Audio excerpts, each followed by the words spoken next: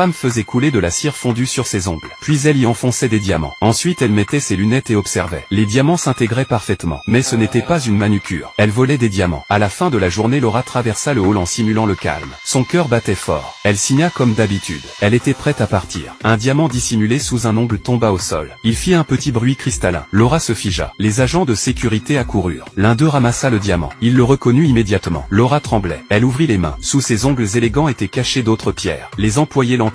On l'emmena. Mais ce n'était qu'un rêve. En réalité, Laura songeait à voler les diamants depuis longtemps. Elle allait être licenciée de cette bourse. Elle voulait partir avec un coup d'éclat. La porte du coffre était épaisse d'un demi-mètre. Seul le patron connaissait le code. Laura décida d'être maligne. Elle contacta Jacques. Il était agent d'entretien. Il partait bientôt à la retraite. Lui aussi rêvait de voler les diamants. Ils se comprirent d'un regard. Ils commencèrent à planifier le vol. Jacques travaillait là depuis 10 ans. Il connaissait chaque passage. Pendant le service de nuit, personne ne surveillait directement le coffre. Il pouvait s'en approcher sans éveiller les soupçons. Il ne manquait plus que le code. Laura devait l'obtenir. Un soir, elle se glissa dans le bureau du patron. Quand il ouvrit le coffre, elle observa en cachette. Elle nota le code avec des jumelles. Le lendemain, elle revint seule. Elle essaya le code. C'était le bon. Mais l'entreprise installa soudainement des caméras. L'une d'elles pointait vers le coffre. Laura remarqua une faille. L'écran de contrôle n'affichait que 4 caméras sur 8. Les images changeaient toutes les 60 secondes. Il suffisait que Jacques agisse dans ce laps de temps. Il devait ouvrir, remplir une gourde de diamants, puis repartir. Laura insista, pas plus d'une gourde. Le soir venu, Jacques nettoya la salle de contrôle. Il observa les timings.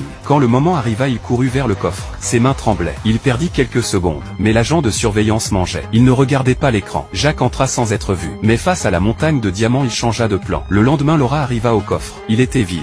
2 tonnes avaient disparu. Elle ne comprenait pas. Jacques avait utilisé son chariot de nettoyage. Il avait transporté les diamants discrètement. Il les cacha dans un débarras. Il démonta les canalisations. Il connecta un tuyau d'incendie au robinet. Il versa les diamants dans l'évier. Les pierres glissèrent dans les conduits. Elles atteignirent une sortie souterraine préparée à l'avance. Ainsi Jacques vola tous les diamants. Personne ne le